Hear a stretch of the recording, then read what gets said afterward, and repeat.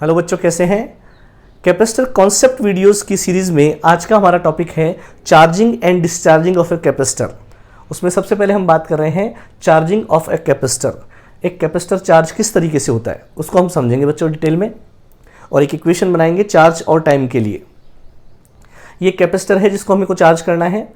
उसको चार्ज करने के लिए हमने एक बैटरी से कनेक्टेड किया हुआ है जिसकी वोल्टेज कितनी है E, सर्किट का रेजिस्टेंस कितना है R।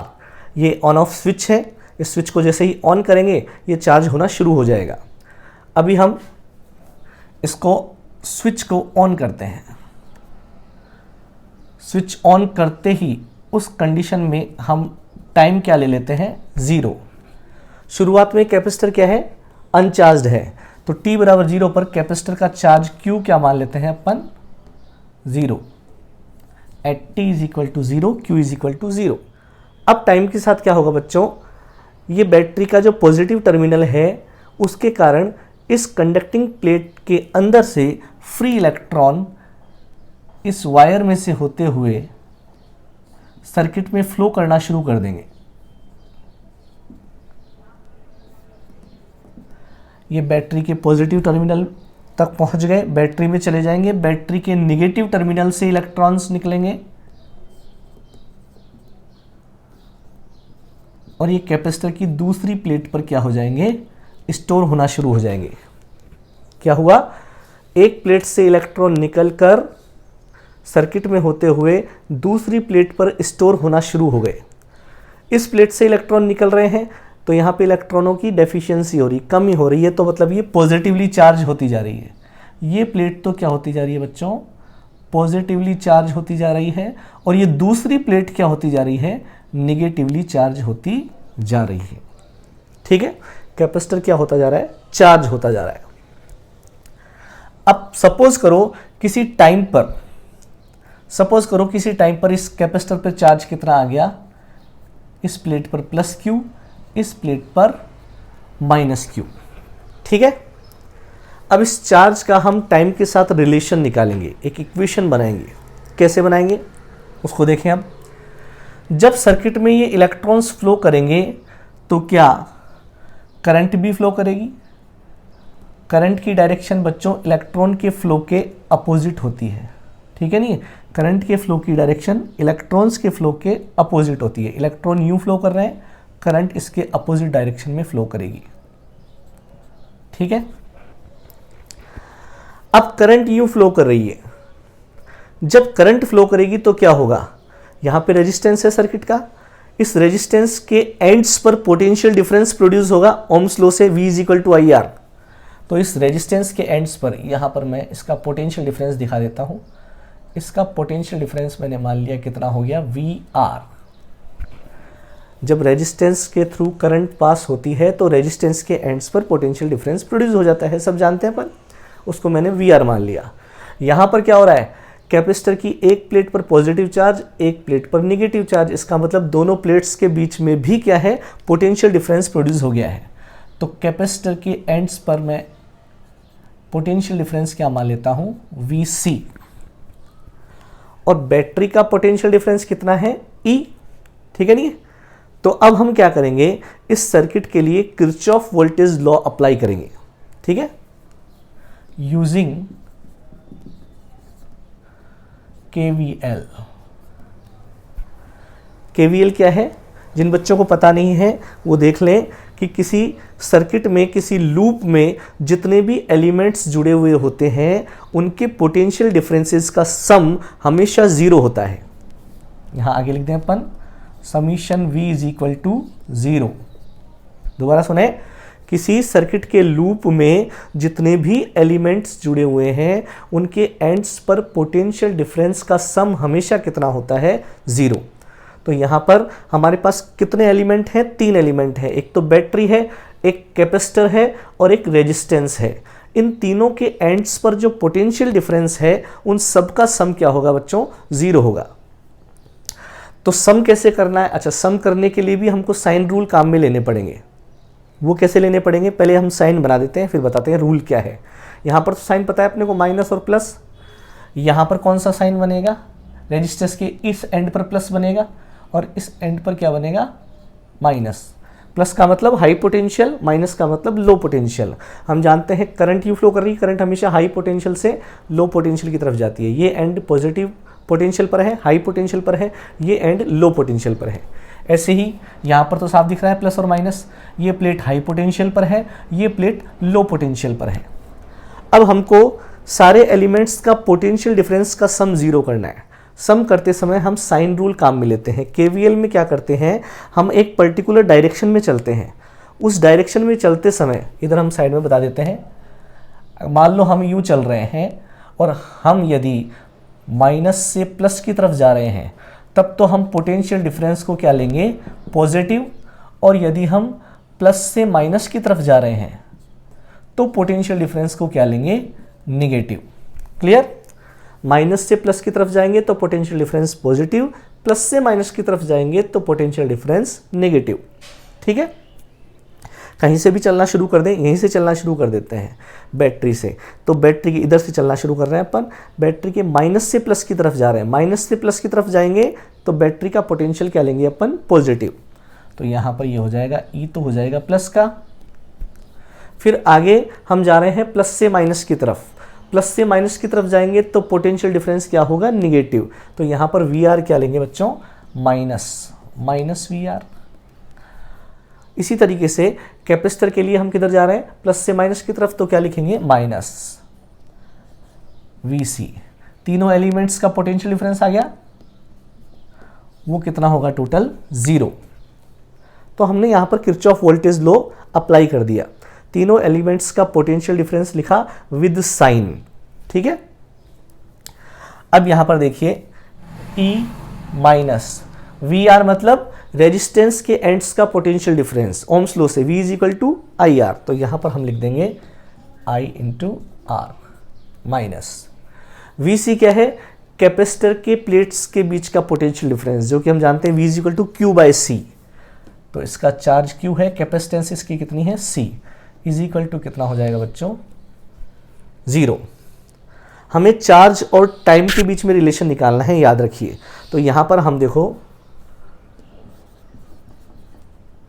I की जगह क्या लिख सकते हैं, d q by d t. The rate of flow of charge is called current. ठीक है, तो I की जगह हम d q by d t put कर देते हैं। तो E minus d q by d t into R minus q by C is equal to 0। ठीक है, तो यहां से d q by d t क्या हो जाएगा, d q by d T R, ये इधर आ गया, ये हो जाएगा E minus Q by C. Implies यहाँ से d q by d t क्या हो जाएगा, यहाँ से एलसीएम लेंगे अपन C, तो ये हो जाएगा सी ई माइनस क्यू, और ये R नीचे आ जाएगा तो ये हो जाएगा आर सी। क्लियर? अब देखो सी ई माइनस क्यू को डी क्यू को नीचे ले जाओ आप, तो D q by C E minus Q, और डी टी को इधर ले आओ, 1/r से डी टी। ठीक है, दोनों तरफ इंटीग्रेशन कर देंगे, integration d q by C E minus Q is equal to, constant तो बाहर आ जाएगा 1/r सी, अंदर क्या रह जाएगा, डी टी। अब यहाँ पर अपने को डेफिनेट इंटीग्रेशन करना है तो लिमिट पुट करनी पड़ेगी। शुरुआत में टाइम कितना था, t बराबर 0 पर चार्ज कितना था, q बराबर 0। तो यहाँ पे चार्ज की फॉर्म में लिमिट लिखनी है, तो शुरुआत में चार्ज कितना था, 0। कब, जब टाइम कितना था, 0। इधर टाइम की फॉर्म में लिमिट लिख रहे हैं, इधर चार्ज की फॉर्म में लिमिट लिख रहे हैं। ठीक है, तो इनिशियली टाइम 0 पर चार्ज कितना, 0। फिर हम कोई टाइम ले लेते हैं t, जब चार्ज कितना हो गया कैपेसिटर पर, q। तो ये हमने लिमिट्स पुट कर दी। अब इसको सॉल्व कर लेंगे। अब यहाँ पर देखो ये 1/x की फॉर्म में इंटीग्रेशन है, 1/x का इंटीग्रेशन सब जानते हैं log x होता है। ठीक है, तो यहाँ पर इसका इंटीग्रेशन क्या हो जाएगा बच्चों, लेकिन सी ई माइनस क्यू है, क्यू से पहले माइनस है, तो यहाँ पर इसका इंटीग्रेशन हो जाएगा माइनस log ई base C E minus Q. Clear? Limit लग जाएगी 0 से Q इज इक्वल टू यहाँ 1/r सी dt मतलब 1 का इंटीग्रेशन t के रेस्पेक्ट में क्या हो जाएगा, t, 0 to t, लिमिट लगा देंगे, यहाँ पे लिमिट पुट कर दो, q की जगह पहले q, फिर q की जगह 0, तो minus log e base C E minus Q, minus minus plus हो जाएगा, लॉग ई बेस q की जगह 0 रखेंगे तो C E is equal to 1 upon R C, और यहाँ पे लिमिट रखेंगे तो कितना हो जाएगा t। ठीक है, यहाँ पे अपन इसको लिख सकते हैं log e base, log m minus log n क्या होता है बेटा, C E upon C E minus Q is equal to t by R C. ठीक है, अब यहाँ दोनों तरफ क्या लेते हैं बच्चों, एंटी लॉग ले लेते हैं, तो यहाँ से लॉग हट जाएगा, ये हो जाएगा C E upon C E minus Q is equal to e की power t by R C. ठीक है, अब यदि मैं इसको उल्टा कर दूं, C E minus Q by C E is equal to क्या ई की power minus t by R C आ जाएगा, उल्टा कर दिया अपन ने दोनों तरफ, सी ई का दोनों तरफ डिवाइड कर दो तो 1 माइनस सी ई में सी का डिवाइड किया 1 और क्यू में सी का डिवाइड किया Q by C E is equal to e की power minus t by R C. Q by C E को उधर ले जाओ, या इसको ऐसे लिख देता हूँ मैं, Q upon C E is equal to, ये उधर चला जाएगा 1 माइनस ई की power minus t by R C. अब इसको उधर आगे सॉल्व कर लेते हैं अपन। ठीक है, तो यहाँ लिख सकते हैं बच्चों अपन Q is equal to C E 1 minus e की power minus t by R C. ये हमारी इक्वेशन आ गई बच्चों। अब इस इक्वेशन से हम ये निकाल सकते हैं कि कितने टाइम पर कितना चार्ज यहाँ पे स्टोर होगा। किसी भी टाइम पर हम कैपेसिटर पे कितना चार्ज स्टोर हुआ है वो निकाल सकते हैं। दो केस लेते हैं अपन। अगर हम t बराबर 0 की बात करें, at t is equal to 0, q की वैल्यू कितनी होगी ज़रा देखो, e की पावर 0, e की पावर 0 कितना हो जाएगा 1, 1 माइनस 1 क्या हो जाएगा 0, 0 इंटू सी ई क्या हो जाएगा 0, तो चार्ज कितना हुआ 0। जैसा कि हम जानते ही हैं कि शुरुआत में इस कैपेसिटर पे चार्ज कितना था 0। अच्छा, ये कब तक चार्ज होता रहेगा, ये कब तक चार्ज होता रहेगा, ये तब तक चार्ज होता रहेगा जब तक कैपेसिटर के एंड्स का पोटेंशियल डिफरेंस बैटरी के पोटेंशियल डिफरेंस के बराबर नहीं हो जाता। जब इस कैपेसिटर के एंड्स का पोटेंशियल डिफरेंस, ये पोटेंशियल डिफरेंस बच्चों धीरे धीरे बढ़ रहा है, ठीक है, ये पोटेंशियल डिफरेंस धीरे धीरे कम हो रहा है क्योंकि सर्किट की जो करंट है वो धीरे धीरे क्या होती जा रही है, कम होती जा रही है। तो ये पोटेंशियल डिफरेंस कम हो रहा है, ये पोटेंशियल डिफरेंस बढ़ रहा है। जब ये पोटेंशियल डिफरेंस बैटरी की पोटेंशियल डिफरेंस के बराबर हो जाएगा तब तक ये कैपेसिटर चार्ज होगा, तब ये पूरा चार्ज हो जाएगा, उसके बाद ये चार्ज नहीं होगा। अब t बराबर इनफाइनेट रखते हैं, at t is equal to infinite, ये वैल्यू कितनी हो जाएगी, e की पावर माइनस इनफाइनेट, इसका मतलब हो गया 0, 1 माइनस 0 हो गया 1, 1 इंटू सी ई हो गया सी ई, तो q इज इक्वल टू हो जाएगा सी ई। ये मैक्सिमम चार्ज है बच्चों, q is equal to C ई। जैसा कि अभी मैंने आपको बताया कि कैपेसिटर के एंड्स का पोटेंशियल डिफरेंस अगर बैटरी के पोटेंशियल डिफरेंस के बराबर हो जाए, ये E है तो यहाँ पर भी क्या हो जाए E, तो चार्ज कितना हो जाएगा Q is equal to C into E. बस इतना ही चार्ज हो सकता है, इससे ज़्यादा चार्ज नहीं हो सकता। तो कैपेसिटर का मैक्सिमम चार्ज कितना हो गया, C इंटू ई। ठीक है, अब यदि हम बात करें Q का टाइम के साथ ग्राफ कैसा बनेगा, QT ग्राफ,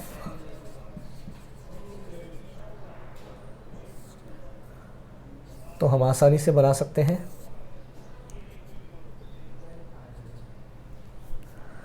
देखो, इस एक्सिस पे हमने लिया टाइम, इस एक्सिस पे हमने लिया चार्ज। हमारे पास दो टाइम है, 0 और इनफाइनाइट। t बराबर 0 तो यहीं पर होगा और t बराबर इनफाइनाइट यहाँ पर हम शो कर नहीं सकते। तो t बराबर 0 पर q कितना है 0, तो यहाँ से शुरू होगा ग्राफ, और t बराबर इन्फाइनाइट पे चार्ज कितना है CE। CE तो एक डेफिनेट वैल्यू है, तो मैं मान लेता हूँ CE यहाँ पर है। लेकिन ये चार्ज कब मिलेगा मुझे? इनफाइनाइट टाइम पर। ये चार्ज तो मुझे इनफाइनाइट टाइम पर मिलेगा। तो बच्चों देखो मेरा ग्राफ कैसा बनेगा। ग्राफ ऐसे बनेगा, ये एक्सपोनेंशियल फंक्शन है तो ये ग्राफ ऐसा बनेगा बच्चों, यूं। ठीक है,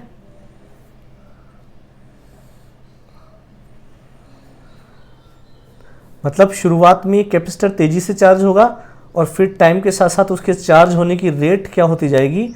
कम होती जाएगी, और इनफाइनाइट पे जाके ये 100% चार्ज होगा। ठीक है, नहीं 100% चार्ज कब होगा? इनफाइनाइट पे जाके चार्ज होगा। ठीक है, अब ये तो रहा ग्राफ। अब देखो यहाँ पर हम एक इंपॉर्टेंट टर्म की बात कर रहे हैं।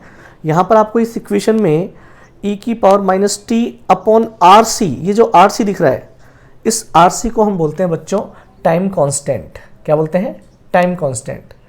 तो यहाँ पर आर सी, अच्छा इसके लिए हम एक अलग से सिंबल काम में लेंगे, टो। ठीक है, नहीं टो क्या है यहाँ पर? Time constant. ठीक है, अब ये टाइम कांस्टेंट को कैसे डिफाइन कर सकते हैं? उसके लिए यहाँ पर देखो कुछ वैल्यू निकालते हैं अपन। हम इस t की जगह पुटिंग t, टाइम की जगह क्या रख देते हैं? टो रख देते हैं। मतलब इस t की जगह हम rc रख देते हैं। टो क्या है? rc। तो इस t की जगह rc रख देते हैं। तो rc अपॉन rc क्या हो जाएगा? 1 हो जाएगा। तो इक्वेशन क्या बनेगी? q is equal to C E 1 minus e की पावर माइनस 1। ठीक है, अब e की पावर माइनस 1,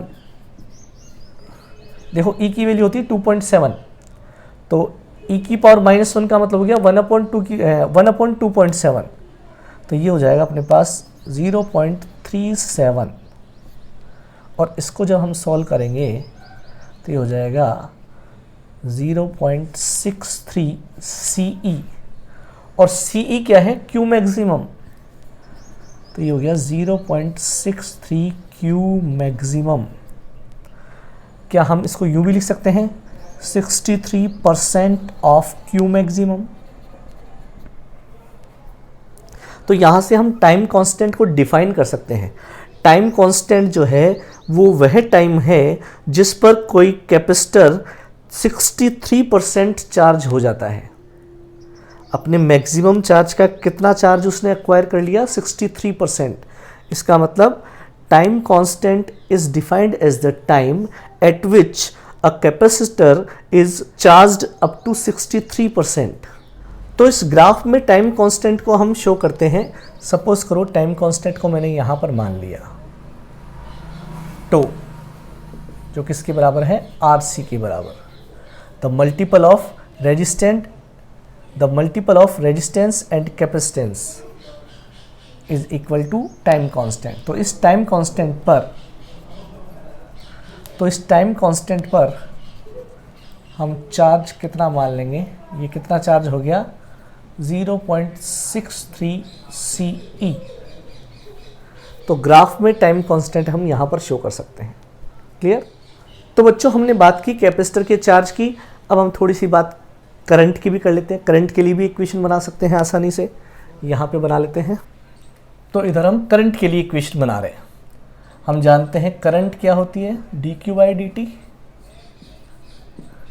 Q की वैल्यू पुट कर दो। Q की वैल्यू क्या है अपने पास? CE बाहर आ जाएगा, CE कांस्टेंट है। d/dt अंदर क्या रह गया? 1 माइनस ई की पावर माइनस t/RC।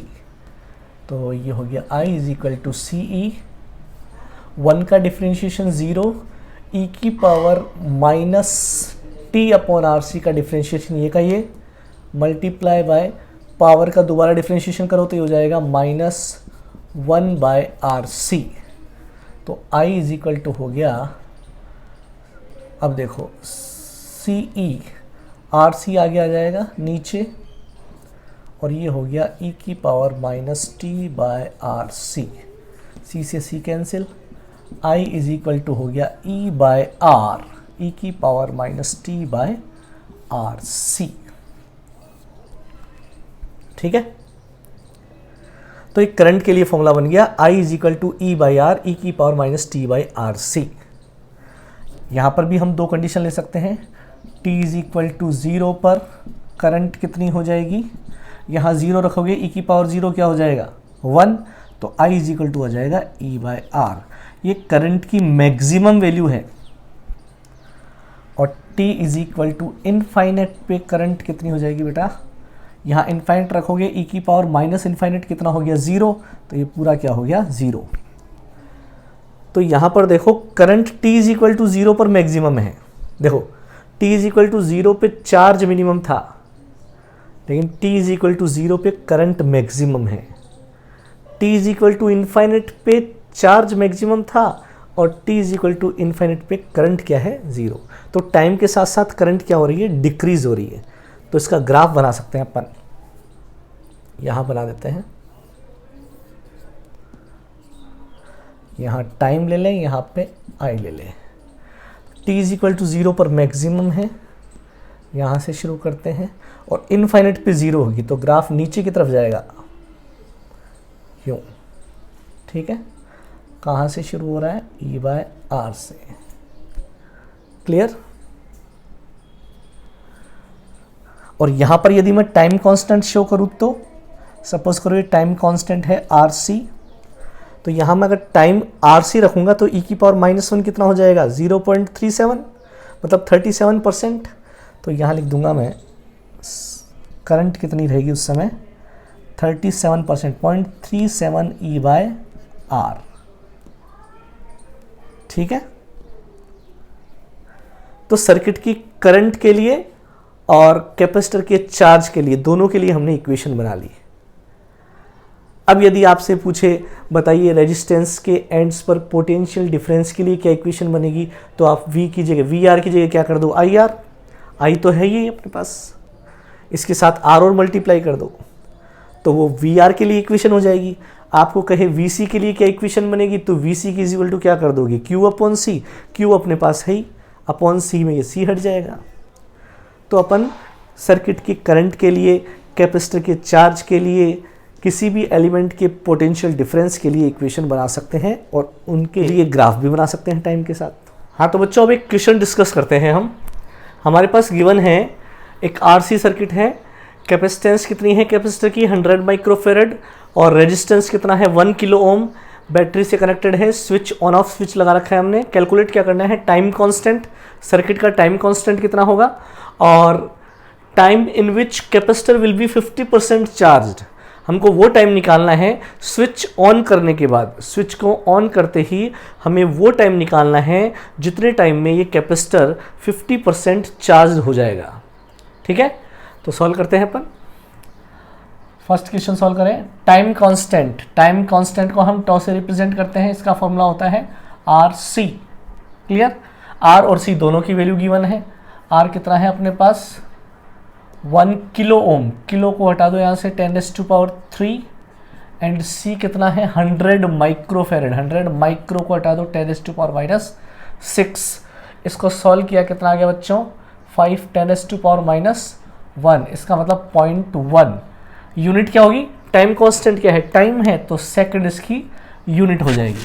ठीक है, तो इस तरीके से हम टाइम कांस्टेंट निकाल सकते हैं, सिंपल। सेकंड, हमें वो टाइम निकालना है जब कैपेसिटर कितना चार्ज हो जाएगा 50% चार्ज हो जाएगा। तो अकॉर्डिंग टू क्वेश्चन कैपेसिटर का जो चार्ज होगा Q वो 50% होगा किसका, उसके मैक्सिमम चार्ज का जो वो अक्वायर कर सकता है। कैपेसिटर 50% चार्ज हो गया, इसका मतलब उस पर जो मैक्सिमम चार्ज आने वाला है उसका 50% आ चुका है। तो यहां पर अपन फॉर्मूला लगा देते हैं। Q का फॉर्मूला हमने पढ़ा है क्या, CE 1 माइनस e की power minus t by R C is equal to, ये Q का फॉर्मूला लगा दिया हमने, 50% मतलब 50/100 multiply by of Q max क्या होता है C इंटू ई होता है, हमने पढ़ा है। ठीक है, तो CE से CE कैंसिल, इसको इधर सॉल्व कर देते हैं हम। 1 माइनस ई की power minus t by R C is equal to, यहाँ 50/100 क्या हो गया 1/2, ये माइनस ई की power minus t by R C उधर जाएगा तो प्लस हो जाएगा, ई की power minus t by R C is equal to 1 minus 1/2, ये हो गया बच्चों ई की power minus t by R C is equal to 1/2 बच गया। इसका रेसिप्रोकल कर दो तो पावर प्लस में हो जाएगी और ये 1/2 क्या हो जाएगा 2। अब दोनों तरफ लॉग ले लो बच्चों, लॉग ई बेस ई की power t by R C is equal to log e base 2। अब क्या करें, देखो ये पावर जो है वो लॉग के आगे चली जाती है, सबको पता है, टी बाय आर सी, ये हो गया log e base e is equal to log e base 2 की वैल्यू कितनी होती है, वैल्यू थोड़ी याद रखनी पड़ेगी आपको, 0.693। तो ये हो गया बच्चों टी बाय आर सी की वैल्यू कितनी निकाली अपन ने 0.1, यहाँ लिख देता हूँ 0.1 is equal to log e base e की वैल्यू कितनी होती है 1, लॉग ई बेस ई 1 होता है बच्चों, और ये कितना है 0.693 implies t is equal to 0.1, इधर मल्टीप्लाई हो जाएगा तो 0.0693 सेकेंड। ठीक है, तो इतना टाइम लगेगा कैपेसिटर को 50% चार्ज होने में। ठीक है, तो सीधा फॉर्मूला बेस्ड क्वेश्चन था, खाली अपने को वैल्यू पुट करनी थी। जो अच्छे क्वेश्चंस हैं वो हम कैपेसिटर क्वेश्चन सीरीज के आरसी सर्किट के वीडियोस में डिस्कस करेंगे बच्चों, वहाँ पे आप इनको देख सकते हैं। ठीक है, हाँ तो बच्चों अब हम बात करेंगे डिस्चार्जिंग ऑफ अ कैपेसिटर। एक कैपेसिटर को जब डिस्चार्ज करते हैं तो उसका चार्ज टाइम के साथ कैसे चेंज होता है उसके लिए इक्वेशन बनाएंगे। तो समझिए, एक चार्ज्ड कैपेसिटर है, उसको हमने एक रेजिस्टेंस से कनेक्ट किया हुआ है, ये ऑन ऑफ स्विच है। अब ये कैपेसिटर पूरी तरह से चार्ज है, ठीक है, इस पर इस समय मैक्सिमम चार्ज है। जैसे ही हम स्विच को ऑन करेंगे, जैसे ही हम इस स्विच को ऑन करेंगे तो क्या होगा, नेगेटिव प्लेट से, यहाँ पे इलेक्ट्रॉन्स हैं एक्स्ट्रा, तो ये नेगेटिव प्लेट से इलेक्ट्रॉन मूव करना शुरू करेंगे, सर्किट में फ्लो करना शुरू करेंगे और इधर चलना शुरू कर देंगे पॉजिटिव प्लेट की तरफ। ठीक है, तो यहाँ से नेगेटिव चार्ज कम होता जाएगा और ये इलेक्ट्रॉन पॉजिटिव प्लेट पर जब पहुंचेंगे तो इस पॉजिटिव चार्ज को भी क्या करने लगेंगे, कम करने लगेंगे। तो टाइम के साथ साथ इस कैपेसिटर का जो चार्ज है वो डिक्रीज होना शुरू हो जाएगा।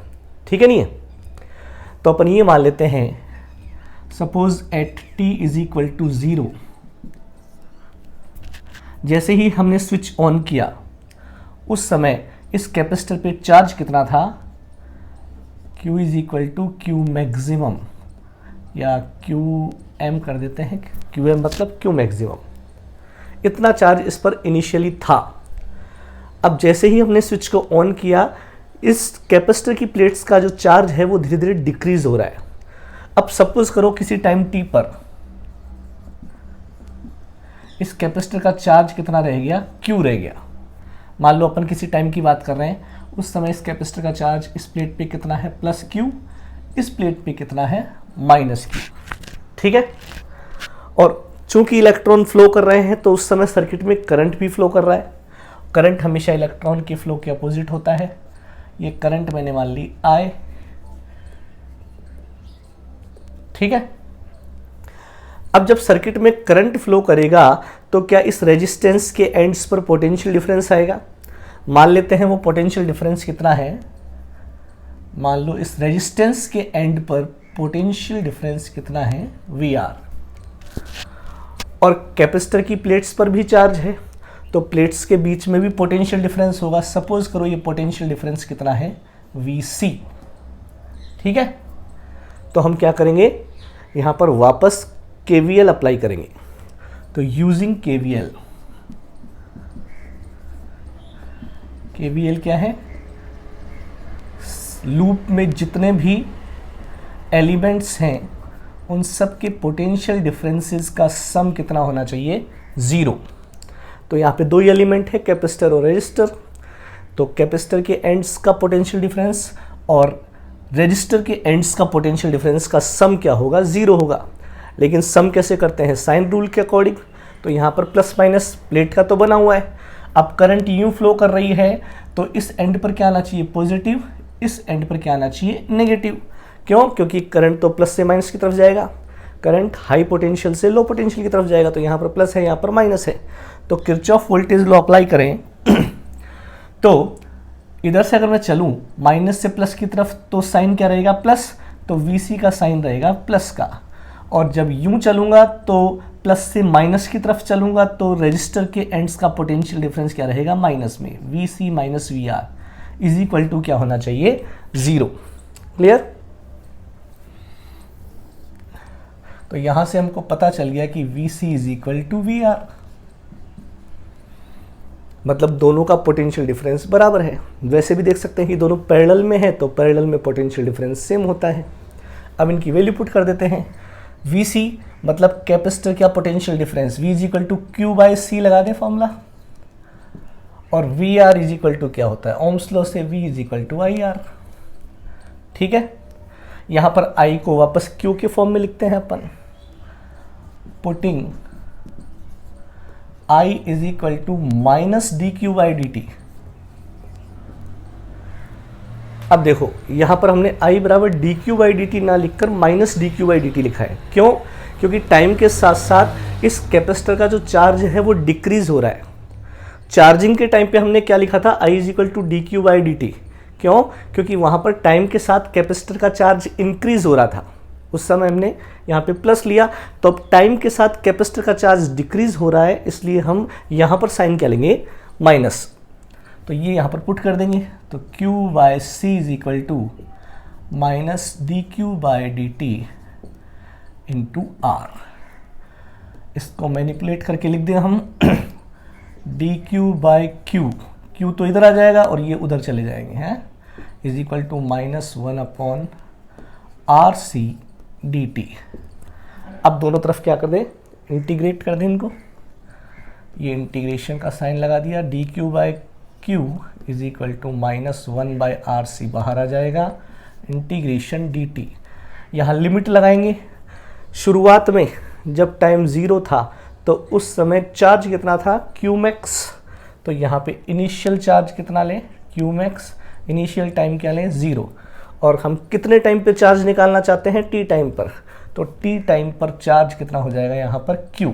तो ये लिमिट लगा दी हमने, इसको सॉल्व करेंगे। 1 अपॉन Q का इंटीग्रेशन हम जानते हैं log E बेस Q होता है।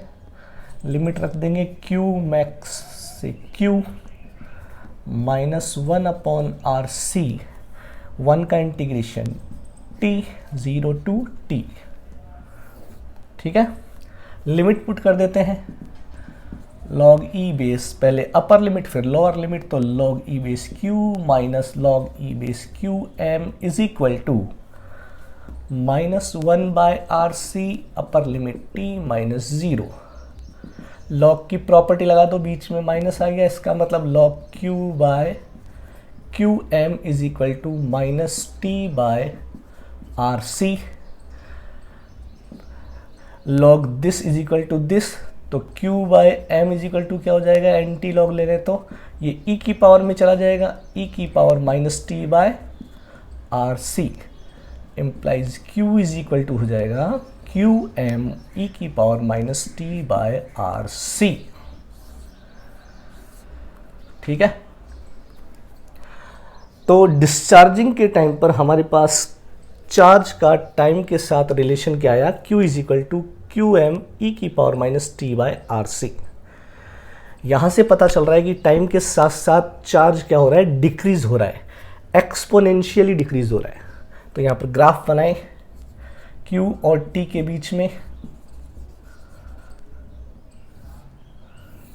तो ग्राफ कैसा बनेगा, T इज इक्वल टू 0 पर चार्ज क्या है, मैक्सिमम। तो यहाँ से अपन शुरू कर देते हैं, ये देखो इस एक्सिस पे अपन ने Q लिया है, इस एक्सिस पे टाइम लिया है। तो यहाँ से ये कितना है, Qmax से ये डिक्रीज करना, डीके करना शुरू करेगा। यहाँ इसको चार्ज डीके भी कह सकते हैं। और सोचो जब इनफाइनेट टाइम रख दूं यहाँ पर तब चार्ज कितना होगा, zero. t is equal to infinite रखूँगा तो e की पावर माइनस इनफाइनेट कितना हो जाएगा, ज़ीरो। ज़ीरो को QM से मल्टीप्लाई करेंगे, ज़ीरो।